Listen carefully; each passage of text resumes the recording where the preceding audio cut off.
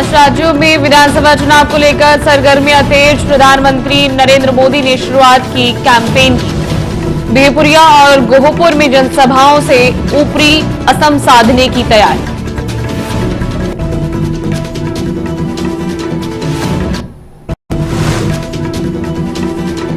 Middle east में जंग और भड़की। ईरान इजराइल टकराव में अमेरिका की एंट्री। ट्रंप के अगले कदम पर दुनिया की नजर।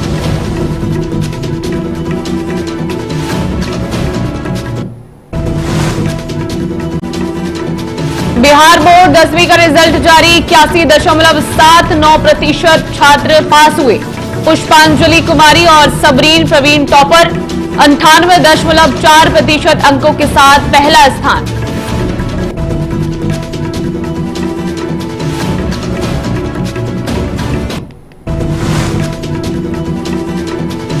एक अप्रैल से बदलेगा आपका सैलरी स्ट्रक्चर। नए इनकम टैक्स नियम लागू। अलाउंसेस की नई परिभाषा से बढ़ सकती है टैक्सेबल इनकम।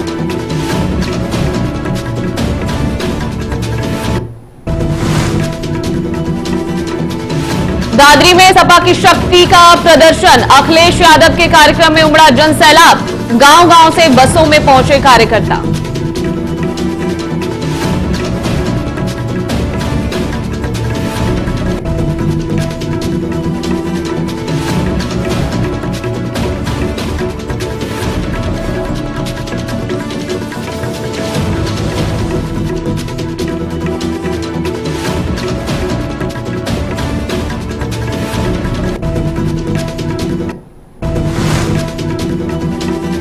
नमस्कार, आप देख रहे हैं न्यूज टीवी इंडिया और मैं हूं आपके साथ मीनाक्षी सिसोदिया। बुलेटिन की शुरुआत करते हैं बड़ी खबर से।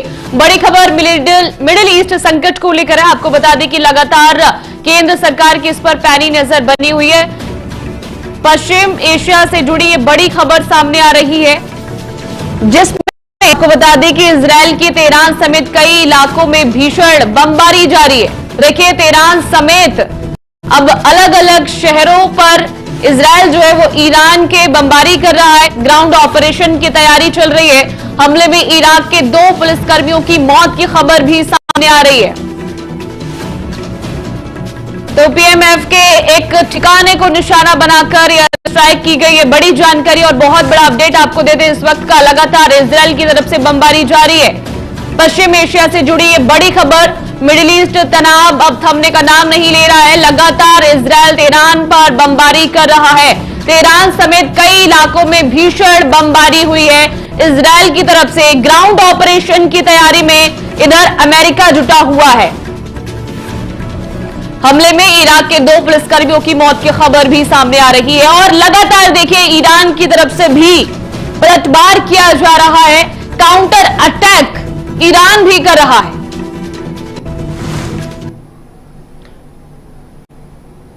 और अब बात देश की करेंगे। असम विधानसभा चुनाव से पहले सियासी सरगर्मियां तेज हो गई हैं और अब नरेंद्र मोदी खुद प्रचार की कमान संभालने जा रहे हैं। 1 अप्रैल को पीएम मोदी असम दौरे पर रहेंगे, जहां वे लखीमपुर के बिहपुरिया और गोहपुर में 2 बड़ी जनसभाओं को संबोधित करेंगे। इन रैलियों के जरिए बीजेपी ऊपरी असम में अपनी पकड़ मजबूत करने और कार्यकर्ताओं में जोश भरने की कोशिश में है। पार्टी का फोकस विकास कार्यों और कल्याणकारी योजनाओं को जनता तक पहुंचाने पर बना हुआ है। पीएम की रैलियों को लेकर जबरदस्त तैयारियां चल रही हैं और इसे चुनावी अभियान के लिए बड़ा गेम चेंजर माना जा रहा है।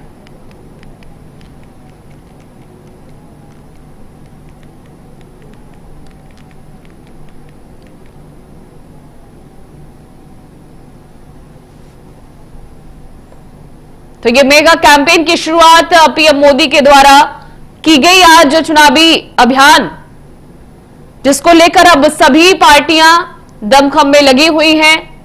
क्षेत्रीय दल पूरी तरीके से तैयारी कर रहे हैं। असम में आज भारतीय जनता पार्टी का पूरा फोकस नजर आ रहा है। केरल में भी प्रधानमंत्री नरेंद्र मोदी ने आज चुनावी रैली की है और आज से चुनावी कैंपेन की यह शुरुआत भारतीय जनता पार्टी की तरफ से।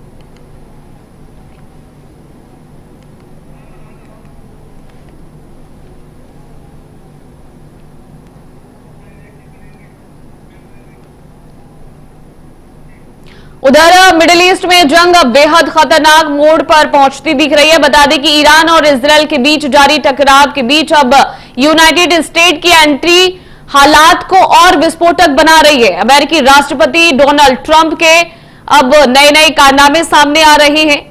बता दें कि अब दुनिया की नजर जो है वो अमेरिकी राष्ट्रपति डोनाल्ड ट्रंप पर टिकी हुई है। वहीं पेंटागन ने ईरान के खिलाफ टारगेटेड ग्राउंड ऑपरेशन की शुरुआत कर दी है। सैन्य ठिकानों को लेकर भी कार्रवाई की जा रही है। उधर दुनिया की बड़ी तेल सप्लाई कैसे होगी, कैसे प्रभावित हो सकती है, उस पर भी दुनिया भर की नजर बनी हुई है। तो देखिए, मिडिल ईस्ट संकट को लेकर अब दुनिया की नजर बनी हुई है। इजरायल एक के बाद एक हमले कर रहा है। अभी हमने आपको ताजा अपडेट भी दी। देखिए किस तरीके से राजधानी तेहरान के अलावा अलग अलग शहरों में आज इजरायल ने हमले किए। भारी बमबारी इजरायल के द्वारा की जा रही है, इजरायल की तरफ से। उधर ग्राउंड ऑपरेशन की तैयारी में अमेरिका लगा हुआ है। हालांकि शांति वार्ता के लिए लगातार जो डेडलाइन है, जो चेतावनी है, जो अल्टीमेटम है, वो भी अमेरिकी राष्ट्रपति दे रहे हैं। उसके अलट सैन्य ठिकानों पर लगातार अपने सैनिकों की तैनाती भी अमेरिका के द्वारा की जा रही है।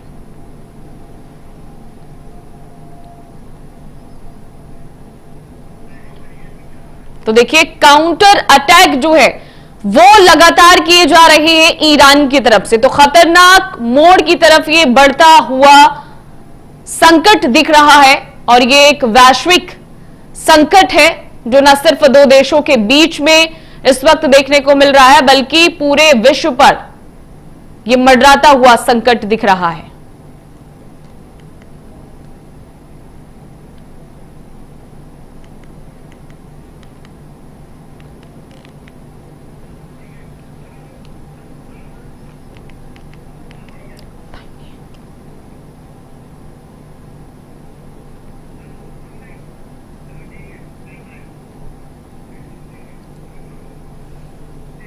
और अब खबरों पे बात करेंगे बिहार की। बिहार बोर्ड के 10वीं का रिजल्ट आज जारी कर दिया गया। बता दें कि शिक्षा मंत्री सुनील कुमार ने 10वीं के परिणाम घोषित किए और इस मौके पर बिहार विद्यालय परीक्षा समिति अध्यक्ष आनंद किशोर और शिक्षा विभाग के अपर मुख्य doctor B Rajendra press conference में मौजूद रहे।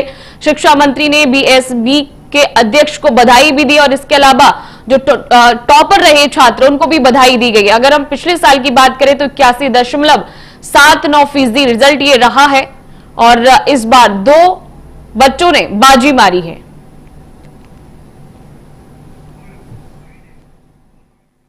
आज बिहार विद्यालय परीक्षा समिति द्वारा वार्षिक माध्यमिक परीक्षा 2026 का परीक्षाफल घोषित किया गया।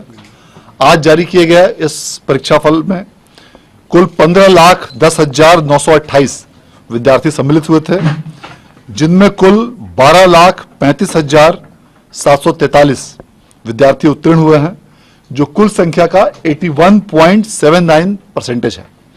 और इसमें उत्तीर्ण छात्रों की संख्या 6,01,390 और उत्तीर्ण छात्राओं की संख्या 6,34,353 है। केंद्रीय गृह मंत्री अमित शाह ने बंगाल विधानसभा चुनाव 2026 से पहले तृणमूल कांग्रेस के खिलाफ भाजपा का चार्जशीट दस्तावेज जारी किया। केंद्रीय गृह मंत्री अमित शाह ने पश्चिम बंगाल में ममता बनर्जी सरकार के खिलाफ तीखा हमला भी बोला और कहा कि भय, भेदभाव और भ्रष्टाचार का शासन बंगाल में देखने को मिल रहा है। इधर 27 मार्च 2026 को पश्चिम बंगाल के मुर्शिदाबाद और पुरुलिया जिलों में रामनवमी की शोभा यात्रा के दौरान हिंसा, पथराव और झड़प की घटनाएं सामने आई। अब इसको लेकर टीएमसी सरकार पर कई सवाल खड़े हो रहे हैं। भारतीय जनता पार्टी हमलावर नजर आ रही है। इस पर आपको एक रिपोर्ट दिखाते हैं। शर्म करो ममता, शर्म करो। वोट बैंक के लिए वंदे मातरम।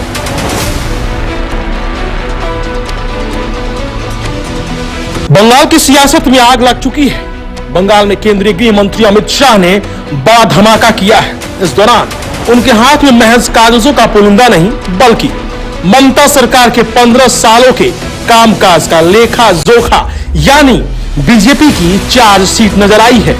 15 साल का हिसाब, 14 से ज्यादा सुलगते मुद्दे और पन्नों में कैद, भ्रष्टाचार की लंबी लिस्ट। राजनीति के चाणक्य कहे जाने वाले अमित शाह ने प्रेस कॉन्फ्रेंस के दौरान न केवल ममता बनर्जी बल्कि अभिषेक बनर्जी को भी सीधा कटघरे में खड़ा किया है और इस चार्जशीट के जरिए बीजेपी उन जख्मों पर हाथ रखना चाहती है जिसने बंगाल की युवाओं और मध्य वर्ग को सबसे ज्यादा दर्द दिया है। शिक्षा भर्ती घोटाला, चरमराती स्वास्थ्य सेवाएं और बांग्लादेशी घुसपैठ को मुख्य हथियार बना सकते हैं। इतना ही नहीं, सरकारी कर्मचारियों को दुखती रग यानी महंगाई भत्ता और साथ में वेतन आयोग के मुद्दे को उछालकर बीजेपी दीदी के वोट बैंक में सीधे सीधे सेंध लगाने की कोशिश कर सकती है। भाजपा पहले भी कह चुकी है, केंद्र से आने वाला पैसा जमीन पर नहीं बल्कि घोटालेबाजों की जेब में पहुंच रहा है। चुनावी घोषणा पत्र से ठीक पहले इस ब्लैक पेपर से अमित शाह ने यह साफ कर दिया है कि 2026 की जंग अब आर पार की होगी। पश्चिम बंगाल की राजनीति में इस वक्त दो तरफा घेराबंदी देखने को मिल रही है। केंद्रीय गृह मंत्री अमित शाह ने जहां ममता दीदी की सरकार की नाकामियों पर 4 सीट की तीखा हमला बोला है, वहीं मुर्शिदाबाद में रामनवमी की शोभा यात्रा पर भड़की हिंसा ने राज्य की सुरक्षा व्यवस्था की पोल खोल दी है। उपद्रवियों ने द्वारा की गई पत्थरबाजी और आगजनी की घटना के बाद प्रदेश में ममता सरकार को लेकर फिर से तुष्टीकरण के आरोप लग रहे हैं। नहीं, मुर्शिदाबाद में उन्होंने धमकी दी था, दंगा नहीं करना चाहिए, मतलब दंगा करना चाहिए रामनवमी में, और सीए पारित होने के बाद जो गड़बड़ हुआ मुर्शिदाबाद में, अभी वाकफ बिल पारित होने के बाद जो गड़बड़ हुआ, उसके लिए कौन जिम्मेदार है? ममता बनर्जी वहां मुख्यमंत्री थी, सत्ता उनके हाथ में था, क्यों पलायन करना पड़ा हिंदुओं को मुर्शिदाबाद से मालदा तक नदी पार करके? इसका जवाब कौन देगा? ये तो ममता बनर्जी को देना पड़ेगा। सवाल अब बड़ा है कि क्या अमित शाह के द्वारा किए गए 4 सीट पर बंगाल की जनता के मन में बदलाव आएगा, या फिर भ्रष्टाचार के गंभीर आरोप चुनाव के नतीजे बदल सकते हैं, या फिर दीदी का किला एक बार फिर सब पे भारी पड़ेगा? सबसे बड़ा सवाल, मुर्शिदाबाद की हिंसा बड़ी प्रशासनिक नाकामी है या फिर 2026 की एक सूची समझी पटकथा? और चलिए अब रुक कर लेते हैं इस वक्त की बड़ी खबर की ओर। बड़ी खबर छत्तीसगढ़ से सामने आ रही है, जहां पर 5 लाख का इनामी नक्सली ढेर हुआ है। छत्तीसगढ़ के सुकमा से ये बड़ी जानकारी, बड़ा अपडेट आपको दे दें। 31 मार्च 2026 डेडलाइन रखी गई है इसके लिए कि पूरे तरीके से न सिर्फ छत्तीसगढ़ बल्कि पूरे भारत से नक्सलवाद को खत्म करना है। तो अमित शाह की डेडलाइन से पहले ये ऑपरेशन और तेज कर दिया गया है। 5 लाख का इनामी नक्सली मुचाकी कैलाश जिसका नाम था, वो मारा गया है। तो बड़ी सफलता यहां पर सुरक्षा बलों को हाथ लगते हुए डीआरजी और पोलमपल्ली के इन सुरक्षा बलों ने सर्च ऑपरेशन इलाके में चलाया और इसके बाद ये बड़ी सफलता हाथ लगते हुए सुरक्षा बलों को सुकमा में ये एनकाउंटर हुआ है नक्सली का। माओवादी सेक्शन कमांडर ढेर कर दिया गया इस ऑपरेशन में। अमित शाह की डेडलाइन से ऑपरेशन को तेज कर दिया गया है क्योंकि गृह मंत्री अमित शाह ने 31 मार्च डेडलाइन रखी है नक्सलवाद को पूरे तरीके से खत्म करने के लिए। लगातार सुरक्षा बल इस पर काम कर रहे हैं, कैंपेनिंग पर कैंपेनिंग की जा रही है, चप्पे चप्पे पर सुरक्षा बल तैनात हैं और ढूंढ ढूंढ कर नक्सलियों को ढेर किया जा रहा है। समझाइश भी उनको दी जा रही है कि वो हथियार छोड़ दें, मुख्य धारा से जुड़े और विकास को, चाहे बस्तर हो, चाहे नारायणपुर हो, चाहे दंतेवाड़ा हो, इन सभी इलाकों में होने दें।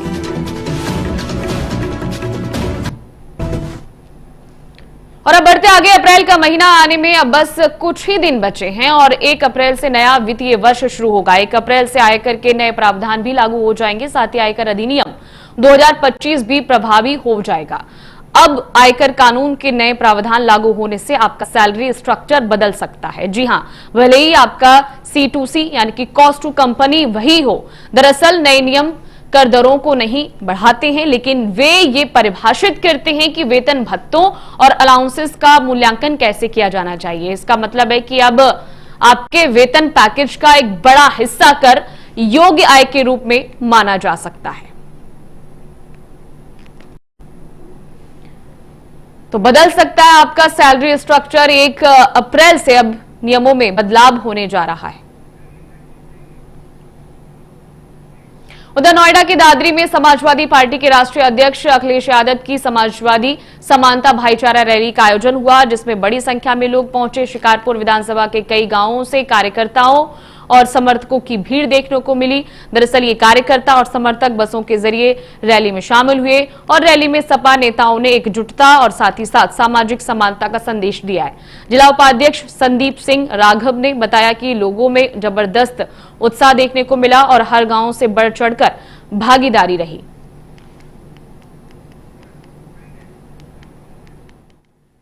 भारतीय जनता पार्टी का एक एक फैसला जब कभी भी हुआ है तो इन्होंने हमें और आपको दुख और तकलीफ देने का काम किया है, परेशानी दी है और न जाने कितनी बार भारतीय जनता पार्टी के लोगों ने हमको धोखा देने का काम किया है। मैं अपने किसान भाइयों को भरोसा दिला के जा रहा हूं, इन्होंने जमीन ली होगी लेकिन बाजार भाव से आपको मुआवजा नहीं दिया गया। मैं अपने किसान भाइयों को कह के जा रहा हूं कि जब भी समाजवादी सरकार बनेगी, हम अगर अब कभी भी किसानों की जमीन लेकर के कोई विकास काम करेंगे तो उन किसानों को बाजार भाव की कीमत देने का काम करेंगे। और इसी बीच आपको एक और बड़ी खबर से रूबरू करा दें। पंजाब से ये बड़ी खबर सामने आ रही है। दरअसल रंधावा केस में बड़ा अपडेट सामने आया और इसको लेकर एक के बाद एक खुलासे किए जा रहे हैं। अपडेट आपको बता दें कि पंजाब में गगनदीप रंधावा सुसाइड केस में ये बड़ा मोड़ आया है। उसकी जानकारी यहां पर दे दें कि पूर्व मंत्री लालजीत भुल्लर 3 दिन के पुलिस रिमांड पर है। ये बड़ी जानकारी और बहुत बड़ा अपडेट है। सुसाइड केस में पुलिस की जांच तेज चल रही है।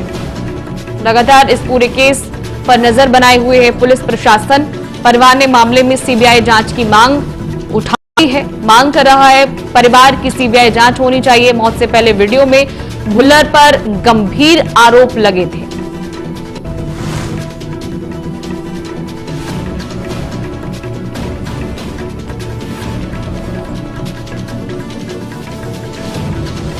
तो पूर्व मंत्री लालजीत भुल्लर 3 दिन के पुलिस रिमांड पर है। ये बड़ी जानकारी रंधावा केस से जुड़ी हुई आपको दे दें।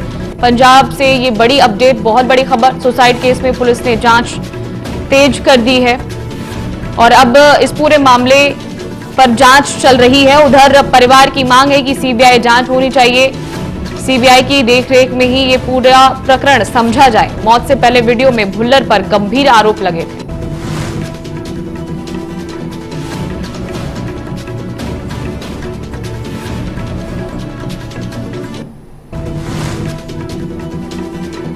पश्चिम बंगाल के मुर्शिदाबाद में आज अभिषेक बनर्जी ने जनसभा को संबोधित करते हुए चुनावी माहौल को गरमा दिया। तृणमूल कांग्रेस के वरिष्ठ नेता ने अपने भाषण में केंद्र सरकार और विपक्षी दलों पर जमकर निशाना साधा और कार्यकर्ताओं में जोश भरने की कोशिश की। अभिषेक बनर्जी ने कहा कि आने वाले चुनाव में जनता ही अंतिम फैसला करेगी और टीएमसी विकास और जन कल्याण के मुद्दों के साथ मैदान में है। इस रैली को पार्टी के चुनावी अभियान के लिए अहम माना जा रहा है। तो पूरी ताकत यहां पर झोंक दी है सभी राजनीतिक दलों ने, चाहे वो भारतीय जनता पार्टी हो, टीएमसी हो या कांग्रेस हो या फिर एआईएमआईएम, कोई भी पार्टी हो। उधर जेपीयू के अध्यक्ष जो हैं वो भी मैदान में हैं और पूरे तरीके से दमखम उन्होंने लगा दिया है। तैयारियां जोरों शोरों पर चल रही हैं। चुनावी कैंपेनिंग हर पार्टी के द्वारा की जा रही है और जनता को साधने की कोशिश कवायद ये चल रही है।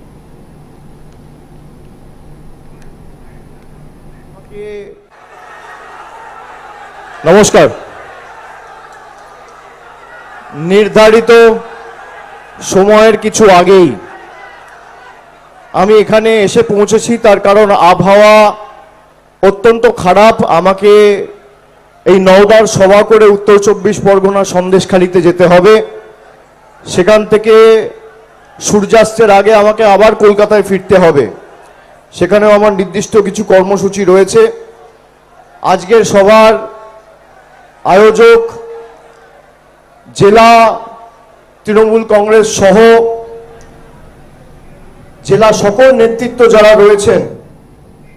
इसी के साथ ही पश्चिम बंगाल के पुरुलिया में एक जनसभा के दौरान मुख्यमंत्री ममता बनर्जी ने लक्ष्मी भंडार योजना को लेकर बड़ा बयान दिया। उन्होंने कहा कि राज्य की माताओं और बहनों को इस योजना के तहत लगातार आर्थिक सहायता मिल रही है। ये सुविधा तभी जारी रहेगी जब तृणमूल कांग्रेस सत्ता में बनी रहेगी। ममता बनर्जी ने बीजेपी पर भी निशाना साधा है और उन्होंने कहा है कि हो सकता है कि आपकी ये मदद भारतीय जनता पार्टी देना बंद कर दें। ঘরে ঘরে যাহার না একদিন চান না 365 দিন চান, 5 বছর চান, সারা জীবন চান। আমরা লক্ষ্মীর ভান্ডার সারা জীবনের জন্য করে দিয়েছি। সারা জীবন মা ভাই মা বোনেরা আমার লক্ষ্মীর ভান্ডার পাবেন, কারণ ঘরে ঘরে আমার লক্ষ্মী, ঘরে ঘরে সরস্বতী, ঘরে ঘরে বিদ্যাবতী, ঘরে ঘরে সতী সাবিত্রী, ঘরে ঘরে রোশনারা, ঘরে ঘরে জাহানারা, ঘরে ঘরে বাউরি, ঘরে ঘরে বাগদি, ঘরে ঘরে কুম্ভকার, ঘরে ঘরে টুডু, ঘরে ঘরে লোধা, ঘরে ঘরে সবর, সবাই আছে। उधर पेट्रोल डीजल की कीमतों को लेकर सरकार ने बड़ा फैसला लिया है। बता दी कि एक्साइज ड्यूटी में कटौती की गई है, लेकिन आम आदमी को राहत अभी तक क्यों नहीं दिख रही है। उधर मध्य पूर्व में युद्ध और होर्मुज स्ट्रेट पर बढ़ता संकट भारत की अर्थव्यवस्था पर भारी दबाव बना रहा है, और इसी बीच अमेरिकी राष्ट्रपति डोनाल्ड ट्रंप के नए कदम ने वैश्विक तनाव को और बढ़ा दिया है। इस पर एक रिपोर्ट दिखाते हैं।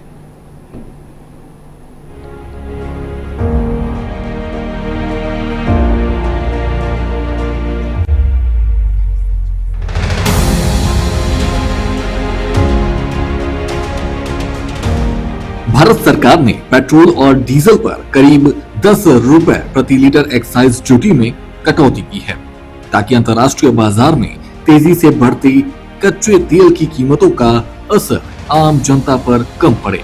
लेकिन दिलचस्प बात यह है कि इस कटौती के बावजूद पेट्रोल डीजल के दाम सीधे तौर पर कम नहीं किए गए हैं। सरकार इस राहत का इस्तेमाल तेल कंपनियों के नुकसान को कम करने में कर रही है, यानी जनता को तत्काल राहत नहीं मिल रहा, बल्कि बाजार को स्थिर रखने की रणनीति अपनाई गई है। एक्साइज ड्यूटी कटौती का वास्तविक असर 10 रुपए प्रति लीटर कटौती, तेल विपणन कंपनियों के घाटे में कमी, आम जनता को तुरंत राहत नहीं मिलेगा।